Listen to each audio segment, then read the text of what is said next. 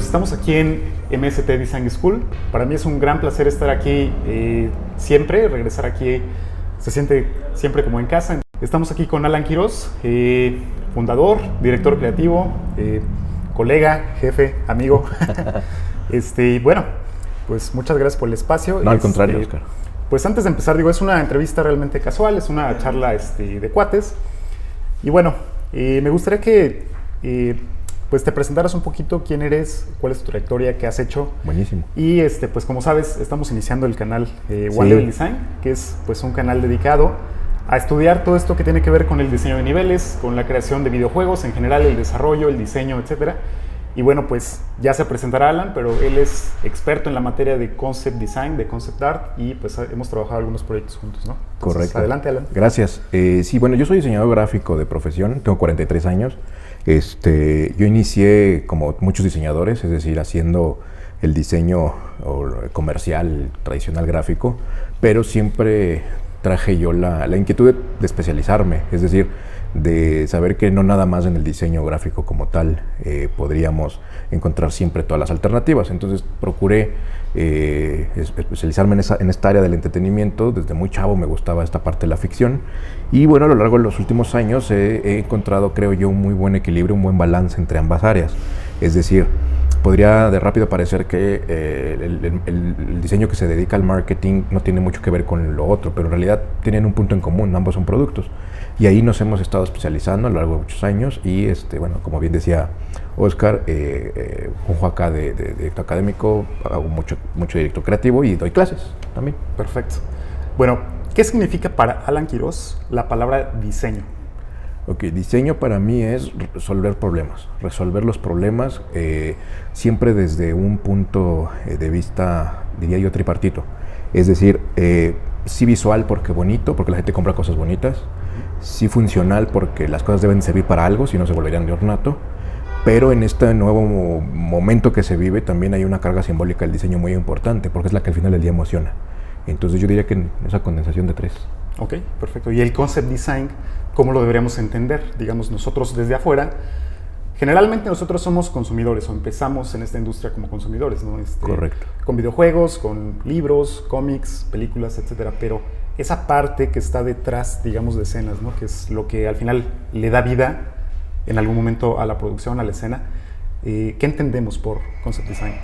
Es un tanto, tiene su parte, digamos, muy visual y otra un poco más abstracta, porque la parte conceptual, como su nombre lo dice, es sintetizar ideas, es retrotraer de la imaginación, de la memoria, imágenes, y sintetizarlas y articularlas, dirigiéndolas de manera que sean susceptibles a que la gente las pueda consumir, las entienda, las quiera. Entonces el concept design sería justo parte de la respuesta anterior, articular cosas visuales y simbólicas funcionales, pero que además le hagan significado a la gente y se puede aplicar en muchas áreas.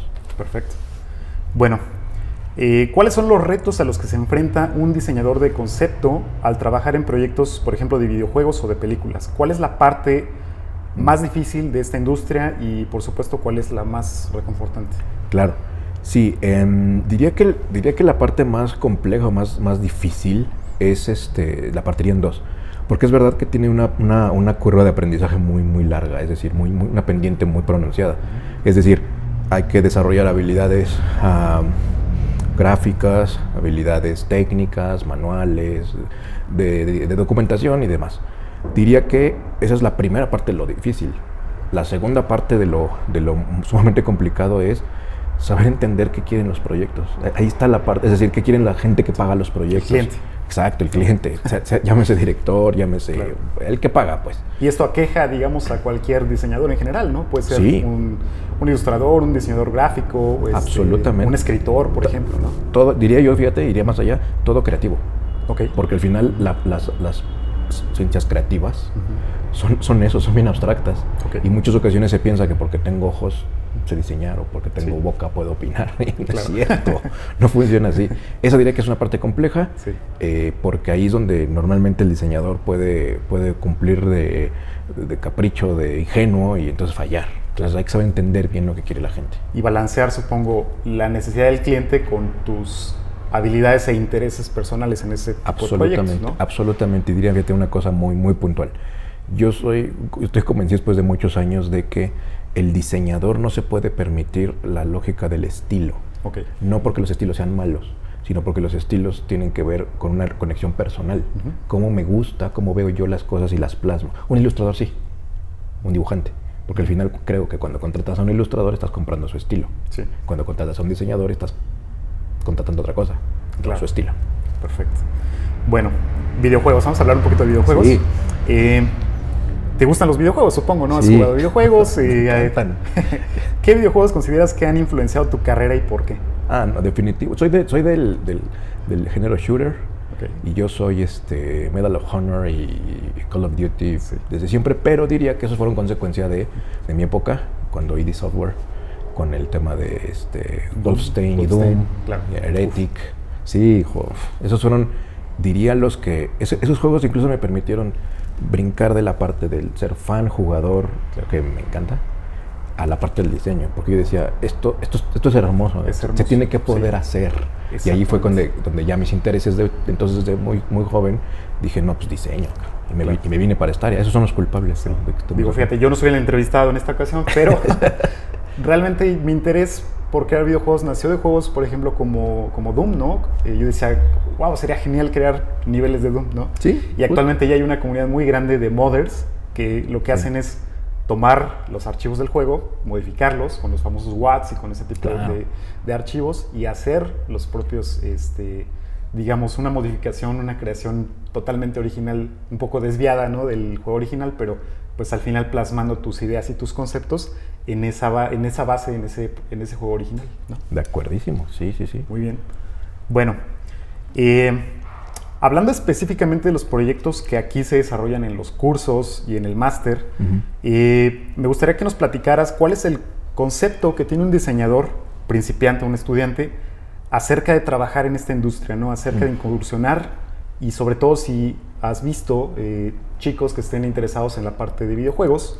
Sí. Y digamos qué es lo que piensan, qué es lo que se imaginan y también pues cuál es el reality check, ¿no? Exacto, totalmente. Sí, diría que, claro, México es un país fundamentalmente de fans en muchos aspectos.